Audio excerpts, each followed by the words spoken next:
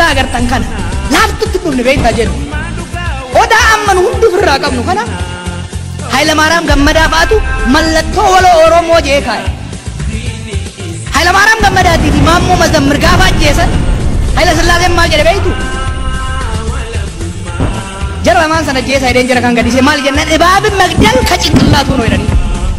Yeroo san waa'ee odaan tun gadaan tun Oromiyaan tun deebitee akka ijaaramtuuf wanni qabsaaniif ummanni eenyummaa hin qabne ka lammataatitti waan hin ceene ce'uu hin dandeenyeef jechuudha.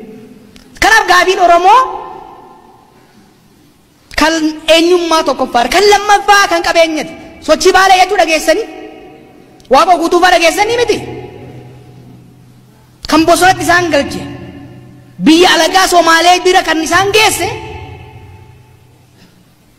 qabeenya ofii irratti baalee yoo dhayitan dhiyoon dhaqiyan lafa ajaa'ibaati baalee qorti Oromiyaa qallabuu danda'e garuu irboofsisoodhan saamamaa waan turaniif qeeteenya irratti rafa rabbi nuu kennee abboota keenya irraa dhaalle irratti lammii lammataa ta'uu hin qabnu ashkara ormaa ta'uu hin qabnu jedhaniiti kan fincilan jechuudha.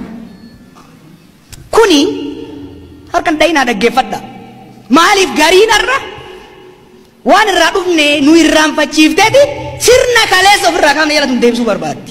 Kanaaf tokko gaafii abbaa biyyummaati lamaan kara dhawaatan deemaa taas geenye jechuudha.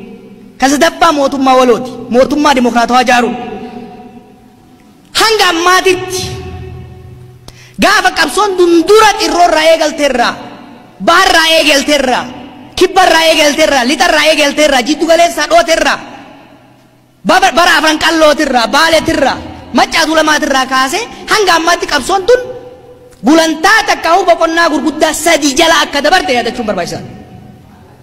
Tokko revival phase ka jennu kada dammaqiinsa Oromoon kun erga sirna Minilikiin cabe malkatti addaan qoodamee eenyummaan isaa dhiibame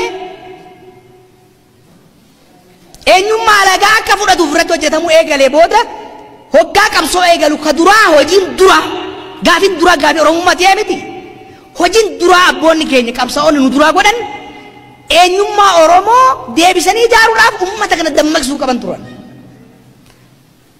Sirboota amma akka dumbushee galaa Ali Birraan sirbuun jaalalaaf itti wal xabbasu deemnu kana laafaan seenaa. Don't take it. Sirboota Ali Birraa Ali Shabboo kana hoggalaaltan ibn kaabutoo boodarra hoggalaaltan lafa Oromoo kana keessatti waan jaalallee wayii jalaa badde fakkeessetti asoosaarraa kaasee hamma dirree dhawatti hamma kabisetti si geessa. Uummata keenya wal barsiisaa turan jechuudha. Uummata keenya dammaqsuu turan jechuudha. Yeroo ishee Mamarra Shaaffaan gara Somaaliyaa dhaqanii reediyoo afaan Oromoo yeroo duraatiif eegalan qawwee fuudhanii caakkaa seenuu wallaalaniiti miti. By the way namni tokko Ayyuub Abubakar jedhamu ka yeroo san dhaqee reediyoo san eegale loltuu ture Kubur Zabanyaa keessatti warra Mangistuu Naawwayii wajjin Hayila Sillaasee garagalchuuf hojjete. Loltuun beekamaan qawwee qabu kuni qawwee barbaada dhiisee maaliif miidiyaatti deema hoggaa jenne ummata sammuu isaa irratti hojjechuu waan qabuuf ummata dammaqsu Oromummaa ummata barsiisu ummata wal yaadachiisu walitti hidhuun the revival phase baroota 1960 irraa hanga 70tti hojiin qabsoo Oromoo keessatti hojjetame the revival phase bara dammaqsuu Oromoo jennuun jechuudha. Itti aansee bara 1970 irraa kaasee sochii barattootaaf sochii qonnaan bulaa godhame keessatti reconstruction phase seenna. Yeroo Oromoo deebi'anii ijaaru ummata dammaqsitee jaartaa jechuudha. Haayilee Fidaa maal jee ummata ni dammaqsita ni jaarta ni dhachiifta akkasitti bilisa baataadha. Adda bilisummaa Oromoo dhaabuun barruulee adda addaa dhaabuun yeroo sanitti jaarmayni gubbaaf alatti maqaa icaatiin haa ta'u Mayisooniin haa ta'u Ibnaagiin haa ta'u warri dhadhaabatamaa ture suni reconstruction phase. What happened in the reconstruction phase? Reconstruction phase keessatti wanni ta'e maali? Yaanni Oromiyaa jedhamu kun uummata keenya keessa akka seenu. Hayyoonni akka Haayilee Fidaa fi Sheek Mamarra Shaaffaan uummanni Oromoo qubee mataa isaatiin barreeffachuu qaba jedhanii barruulee qopheessanii uummanni keenya afaan isaatiin akka baratu gochuun.